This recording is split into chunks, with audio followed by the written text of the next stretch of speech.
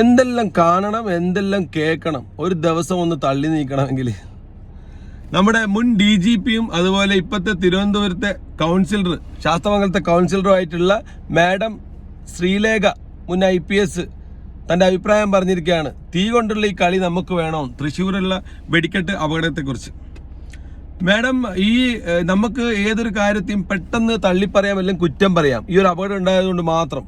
പക്ഷേ ഞാൻ ചോദിക്കാൻ ആഗ്രഹിക്കുന്നത്, നമ്മുടെ നാട്ടിൽ എത്ര തീവണ്ടി അപകടങ്ങൾ ഉണ്ടായിട്ടുണ്ട് ഈ കടലുണ്ടിയിലൊക്കെ? ആ പാലത്തുനിന്ന് വീണിട്ട്, അതുപോലെ ഡ്രൈവറുടെ അശ്രദ്ധ കൊണ്ട് അതല്ലാതെ അപകടങ്ങളൊക്കെ ഉണ്ടായിട്ടുണ്ട്.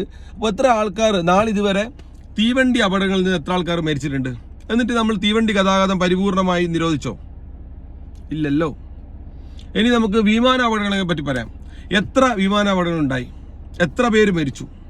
നമ്മളതിൻ്റെ ആ ഗതാഗതം നിർത്തലാക്കിയോ? ഇല്ല. അതെല്ലാം പോട്ടെ, നമ്മുടെ റോഡുകളിൽ, ദിനംപ്രതി റോഡുകളിൽ എത്ര ആൾക്കാരാണ് ജീവൻ പൊലിഞ്ഞുകൊണ്ടിരിക്കുന്നത്? അത് ബൈക്കിലായാലും കാറിലായാലും ഓട്ടോയിലായാലും ബസ്സിലായാലും ലോറിയിലായാലും ആക്സിഡൻറ്റും ഉണ്ടാകും. ഡ്രൈവറുടെ അശ്രദ്ധ ഉണ്ടാവും, അല്ലെങ്കിൽ അപകടമായി വരുന്നതുണ്ടാവും, പല കേസുകളും ഉണ്ടാവും. നമ്മളിപ്പം കണ്ടു ഒരു ട്രാവലർ മറിഞ്ഞ് ഒരുപാട് ആൾക്കാർ മരിച്ചത്.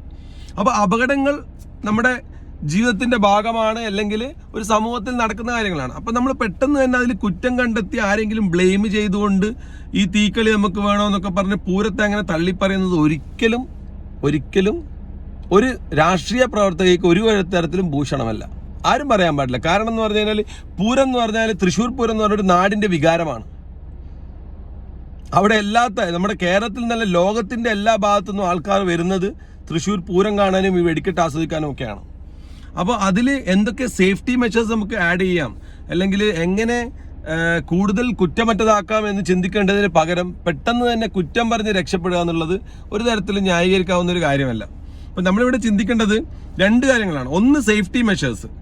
ഈ വെടിക്കോപ്പുകൾ നിർമ്മിക്കുന്നതിൻ്റെ ചുറ്റളവിൽ 500 മീറ്റർ ചുറ്റളവിൽ 1 കിലോമീറ്ററിൻ്റെ ഉള്ളിൽ ഫയർ റെസ്ക്യൂ ഉണ്ടോ, അല്ലെങ്കിൽ നമ്മുടെ ഫയർ ഫൈറ്റേഴ്സ് എത്താൻ പറ്റുന്ന സ്ഥലമാണോ, അവിടത്തേക്കുള്ള ഗതാഗതം ഈസിയാണോ, ഇതൊക്കെയാണ് അത് ചെയ്യേണ്ടത്. അതുപോലെ ഗവൺമെന്റ് ഒരു റൂൾസ് ആൻഡ് റെഗുലേഷൻസ് പാസ്സാക്കിയിട്ട് എങ്ങനെയൊക്കെ ചെയ്യാൻ പാടുള്ളൂ എന്ന് വരുത്തുകയാണ് അവിടെ വേണ്ടത്. അതുപോലെ തന്നെ ഈ മീഡിയക്കാർ എന്തിനാണ് അവിടത്തേക്ക് പോകേണ്ട ആവശ്യം? പൂരം നടക്കുമ്പോൾ അവിടുന്ന് ലൈവായിട്ട് എടുത്താൽ പോരെ പൂരം നടക്കുന്നത്. ഇത് ഉണ്ടാക്കുന്ന കോപ്പുകളുടെ ഇടയിലേക്ക് പോയിക്കൊണ്ട് ഇവരെ ക്യാമറ, അതുപോലെ ലെൻസ്, അതുപോലെ ഇവരെ ഈ ലൈറ്റപ്പ് ചെയ്യുന്ന സാധനങ്ങൾ, അതുപോലെ മൈക്ക്, എല്ലാം ഇലക്ട്രോണിക് സാധനങ്ങളാണ്. ഒരു സ്പാർക്കിൽ നിന്ന് ഒരു ഉണങ്ങിയ കരിയില കത്തി അവിടെ നിലത്ത് കിടന്നാൽ പോരെ? അത് ഡെവലപ്പായിട്ട് അവിടുന്ന് സ്പാർക്ക് ഉണ്ടായതായിക്കൂടെ? അപ്പോൾ എല്ലാത്തിനും എന്തിൻ്റെ ഇടയിലേക്ക് നുഴഞ്ഞു കയറാന്നുള്ള മാധ്യമങ്ങളെയല്ലേ ആദ്യം കൂച്ചുവിലങ്ങേണ്ടത്? ഇതൊന്നും സംസാരിക്കാണ്ട് ഡയറക്റ്റ് വന്നിട്ട് നമ്മളെ മാഡം പറയുക, തീ കൊണ്ടുള്ള ഈ കളി നമുക്ക് വേണോ, നമുക്ക് നമ്മുടെ ആചാരങ്ങളും അനുഷ്ഠാനങ്ങളും നടത്തിയാൽ പോരെ? മാഡം, ഈ പറയുന്ന മാഡവും അതുപോലെ ഞാനും ഒക്കെ, നമ്മളൊക്കെ ജനിക്കുന്നതിൻ്റെ മുൻപേ ഉള്ള ആചാര അനുഷ്ഠാനങ്ങളാണ് ഈ പറഞ്ഞ പൂരവും അതിനോടനുബന്ധിച്ച് നടക്കുന്ന വെടിക്കെട്ടും കാര്യങ്ങളൊക്കെ. അപ്പൊ അതിനെ ചോദ്യം ചെയ്യുന്നതിന് പകരം നമ്മൾ നമ്മുടെ ചുറ്റിലുമുള്ള സംവിധാനങ്ങൾ മെച്ചപ്പെടുത്തുക, അല്ലെങ്കിൽ സർക്കാർ കൂടുതൽ കാര്യക്ഷമമായി ഇതിലേക്ക് ഇടപെടുക എന്നുള്ളതിന് പുറമെ നമ്മൾ അതിനെ കുറ്റം പറയുന്നത് ഒട്ടും ഭൂഷണമായ ഒരു കാര്യമല്ല. അതുപോലെ തന്നെ ഈ പറഞ്ഞ ഈ മീഡിയാസിന് ആരാണ് അവരെ ക്ഷണിച്ചത്? ദേവസ്വം ബോർഡ് ക്ഷണിച്ചിട്ടുണ്ടോ? പാറവേക്കാവിൻ്റെ അല്ലെങ്കിൽ ഇവരുടെ ബന്ധപ്പെട്ട ദേവസ്വം ബോർഡ് പറഞ്ഞിട്ടുണ്ടോ നിങ്ങൾ വന്നിട്ട് ഇവിടെ ഇത് ചെയ്യണമെന്ന് പറഞ്ഞിട്ടുണ്ടോ? ഉണ്ടെന്ന് എനിക്ക് തോന്നുന്നില്ല. അതുപോലെ ഈ പ്രവർത്തകർ, ഇത് ചെയ്യുന്ന ജോലിക്കാർ, ഇത് ചെയ്യുന്ന ആൾക്കാർ ക്ഷണിച്ചിട്ടുണ്ടോ ഇവരെ? ഇല്ല. ആരും ക്ഷണിക്കാതെ എവിടേക്കും കയറി ചെല്ലാം എന്നുള്ള മാധ്യമത്തിന്റെ ഒരു സ്വാതന്ത്ര്യം, അത് ദുരുപയോഗം ചെയ്യുന്നതിന്റെ ഏറ്റവും വലിയൊരു എക്സാമ്പിൾ അല്ലേ നമ്മളിപ്പോൾ ഇവിടെ കണ്ടിട്ടുള്ളത്. ഈ ദുരന്തം നടക്കുന്നതിന്റെ മണിക്കൂർ മുമ്പ് വരെ അവിടെ ആൾക്കാർ, ഈ ഏഷ്യാനെറ്റിന്റെയും മനോരമയുടെയും പേരൊന്നും പറയേണ്ട ആവശ്യമില്ല, എല്ലാ ചാനലിന്റെയും ആൾക്കാർ, അതിലെല്ലാവരും ഒരുപോലെയാണ്. ഇവരൊക്കെ ഓടിച്ചെന്നുകൊണ്ട് അവിടെ മണിക്കൂറുകളോളം ഇന്റർവ്യൂവും കാര്യങ്ങളും എടുത്തിട്ടുണ്ട്. ഞാൻ ചോദിക്കുന്നത്, ഇത്രയും ചൂടാണ് നാട്ടിൽ, അതുപോലെ ഇവർ കൊണ്ടുപോകുന്നത് ക്യാമറയൊക്കെ ഹൈ ലെൻസുള്ള ക്യാമറകൾ, ഹൈ പവറുള്ള ക്യാമറകൾ, അതിനെ ലൈറ്റപ്പ് ചെയ്യാൻ ഒരാൾക്കാർ, അതിന്റെ മൈക്ക്, അതിന്റെ ബാറ്ററി, ചാർജർ, ഒരുപാട് കാര്യങ്ങളുണ്ട്. അപ്പൊ ഇതിന്റെയൊക്കെ ഒരു ഫ്രീക്വൻസിയും ഈ സൂര്യന്റെ താപവും ഒക്കെ ആയി മിങ്കിൾ ചെയ്ത് വരുമ്പോൾ ഉള്ള എന്തെങ്കിലും ഒരു റിയാക്ഷൻ കൊണ്ട് ഒരു കരിയില, ഒരു പുല്ല് ഒന്ന് ചെറുങ്ങനെ സ്പാർക്ക് ഉണ്ടായാൽ പോരെ? അത് അവിടെ കിടന്ന് നിലത്ത് കിടന്ന് ഡെവലപ്പായി സൂര്യന്റെ താപവും കൊണ്ട് ഡെവലപ്പായിക്കൊണ്ട് അതിൽ നിന്ന് സ്പാർക്ക് ഉണ്ടായതായിക്കൂടെ? അങ്ങനെ ഒരു സംശയം ചോദിച്ചാൽ നമുക്ക് അയാളെ കുറ്റം പറയാൻ പറ്റുമോ?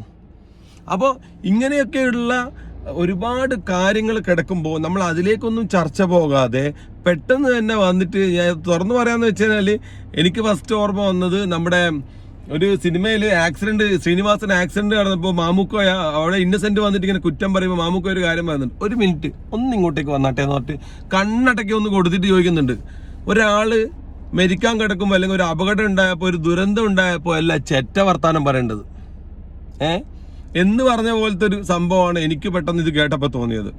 അപ്പോൾ ഈ തൃശ്ശൂർ പൂരം എന്ന് പറഞ്ഞാൽ അതൊരു മതത്തിൻ്റെയോ അതൊരു ജാതിയുടെയോ ഒന്നും പൂരമല്ല, അതൊരു നാടിൻ്റെ വികാരമാണ്. തൃശ്ശൂർ പൂരം എന്ന് വെച്ച് കഴിഞ്ഞാൽ അത് തൃശ്ശൂരുള്ള ആൾക്കാരുടെ മാത്രമല്ല, ഇപ്പറത്തെ ഞാനടക്കമുള്ള ആൾക്കാർ, നമ്മളൊക്കെ എത്ര തവണ പോയിട്ടുണ്ട്. അപ്പോൾ ഈ തൃശ്ശൂർ പൂരം എന്ന് പറഞ്ഞാൽ അത് നമ്മുടെ കേരളത്തിൻ്റെ, ഇന്ത്യയുടെ, അല്ലെങ്കിൽ ലോകത്തിൽ നിന്ന് തന്നെ എല്ലാ ആൾക്കാരും വന്ന് കാണുന്ന, പങ്കെടുക്കുന്ന, ആസ്വദിക്കുന്ന ഒരു മേഖലയാണ്. അപ്പോൾ ഇതൊന്നും അറിയാണ്ട് വെറുതെ IPS ആണ്, ഉദ്യോഗസ്ഥയാണ്, നമ്മൾ കുളാണ്ട്രാന്നെല്ലാം പറഞ്ഞ് വന്നിട്ട് ആരെങ്കിലും അഭിപ്രായം പറയാൻ പറഞ്ഞാൽ വായി തോന്നുന്ന അഭിപ്രായം വിളിച്ചു പറയാന്ന് പറഞ്ഞു കഴിഞ്ഞാൽ വളരെ ഖേദമുള്ളൊരു കാര്യമാണ്. നമ്മളെപ്പോഴും വസ്തുനിഷ്ഠമായിക്കൊണ്ട് അല്ലെങ്കിൽ അവിടെ എന്താ നടക്കുന്നതെന്ന് മനസ്സിലായിക്കൊണ്ട് അതിൽ എന്തൊക്കെയാണ് അതിൻ്റെ കാരണങ്ങളെന്ന് പഠിച്ചുകൊണ്ട് അല്ലെങ്കിൽ ഇത് ഉണ്ടാകാൻ എന്തൊക്കെയാണ് സാഹചര്യത്തിലേക്ക് എത്തിപ്പെട്ടതെന്ന് മനസ്സിലാക്കിക്കൊണ്ട് സംസാരിക്കണം. അല്ലാതെ ഇത് വന്നിട്ട് പിന്നെ അവിടെ ഈ തീ എന്തിനാ നമുക്കെന്തിനാ വെടിമരുന്ന് എന്ന് ചോദിച്ചു കഴിഞ്ഞാൽ അതാർക്കും ചോദിക്കാം. കുറ്റം പറയാൻ വേണ്ടി ഇപ്പൊ എനിക്കിപ്പോൾ ഒരു വീഡിയോ ഉണ്ടാക്കാൻ വേണ്ടി സംസാരിക്കണമെങ്കിൽ നമുക്ക് എന്തും സംസാരിക്കാം. അഭിപ്രായം പറഞ്ഞാൽ വായി തോന്നുന്ന അഭിപ്രായം നമുക്ക് വേണേൽ പറയാം. പക്ഷെ അങ്ങനെയല്ലല്ലോ. നമ്മളൊരു കാര്യത്തെപ്പറ്റി സംസാരിക്കുമ്പോൾ പ്രത്യേകിച്ച് ഇതുപോലെ ഒരു മുൻ IPS ഉദ്യോഗസ്ഥ, മുൻ DGP, അതുപോലെ ഇപ്പോൾ ഒരു പിന്നെ എന്താ പറയുക നമ്മുടെ അവരുടെ പിന്നെ അധികാരത്തിൽ അവിടെ ഒരു കൗൺസിലറായിട്ട് തിരുവനന്തപുരം ഒരു കൗൺസിലറായി വർക്ക് ചെയ്യുന്ന രാഷ്ട്രീയ പ്രതിനിധിയായി പ്രവർത്തിക്കുമ്പോൾ അതിൻ്റെ ഉത്തരവാദിത്ത ബോധം മിനിമം കാണിക്കണമായിരുന്നു. അപ്പോൾ ആ ഒരു പറഞ്ഞ സ്റ്റേറ്റ്മെൻറ്റ് വളരെ മോശമായിപ്പോയി.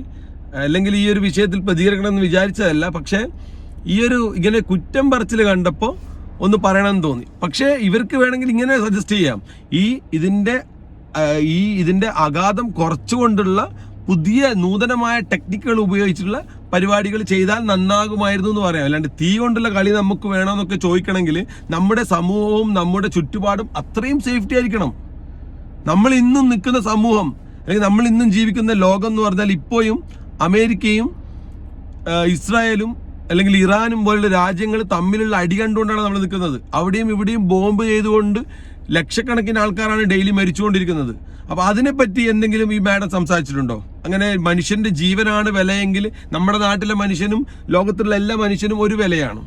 അപ്പോൾ അതിനെപ്പറ്റി മാഡം സംസാരിച്ചിട്ടുണ്ടോ? അമേരിക്ക ബോംബ് ചെയ്യാൻ പാടില്ല, ഇസ്രായേൽ ബോംബ് ചെയ്യാൻ പാടില്ല, അങ്ങനെ ഒരു അഭിപ്രായം കൂടി പറയുന്ന ഒരാളാണെങ്കിൽ പിന്നെയും നമുക്ക് പറയായിരുന്നു മാഡം ഒരു പിന്നെ ഫിലാന്ത്രോഫിസ്റ്റ് ആണ്, അല്ലെങ്കിൽ മനുഷ്യന്റെ നന്മയ്ക്ക് വേണ്ടി, മനുഷ്യന്റെ പുരോഗതിക്ക് വേണ്ടി സംസാരിക്കുന്ന, പ്രോഗ്രസീവായ സൊസൈറ്റിക്ക് വേണ്ടി വാദിക്കുന്ന, മരണം എവിടെയും ഉണ്ടാകാൻ പാടില്ല, ആക്രമണം എവിടെയും ഉണ്ടാകാൻ പാടില്ല, ലോകത്ത് നന്മ മാത്രം നിലനിൽക്കണമെന്ന് ആഗ്രഹിക്കുന്ന രീതിയിൽ നിൽക്കുന്ന ഒരാളാണ് മാഡം എന്ന് തോന്നണമെങ്കിൽ മാഡം ഇതിനു മുന്നേയും എന്തിനെ പറ്റി സംസാരിക്കണം? മനുഷ്യന്റെ മരണത്തെ പറ്റി സംസാരിക്കണം, ദുരന്തത്തെ പറ്റി സംസാരിക്കണം, യുദ്ധത്തെ പറ്റി സംസാരിക്കണം, ബോംബ് ആരും ചെയ്യാൻ പാടില്ലെന്ന് സംസാരിക്കണം. എന്നിട്ട് പറയണം ഇവിടെയും നമ്മൾ വെടിമരുന്നും ശാലകളും ഒന്നും നടത്താൻ പാടില്ല, അങ്ങനെയാണ് ഇങ്ങനെയാണെന്നൊക്കെ പറഞ്ഞു കഴിഞ്ഞാൽ അത് എന്തെങ്കിലും ഒരു ലോജിക്ക് അതിലുണ്ടായിരുന്നു. ഇതൊന്നും ഇല്ലാതെ ഒരു സംഭവം ഉണ്ടായി, ആരോ വന്നിട്ട് അഭിപ്രായം ചോദിച്ചു, എന്നാൽ പിന്നെ എൻ്റെ വായിലുള്ള അഭിപ്രായം ഞാൻ അങ്ങ് പറയാം, പൂരം നിർത്തിക്കോ, ഇനി എവിടെയും ഇത് വേണ്ട, പിന്നെ അങ്ങനെയാണോ പറയുന്നത്? I don't know. അപ്പം ഞാൻ എൻ്റെ ഒരു വിനീതമായ അഭിപ്രായം രേഖപ്പെടുത്തിയെന്ന് മാത്രം. നന്ദി, നമസ്കാരം. See you in the next video.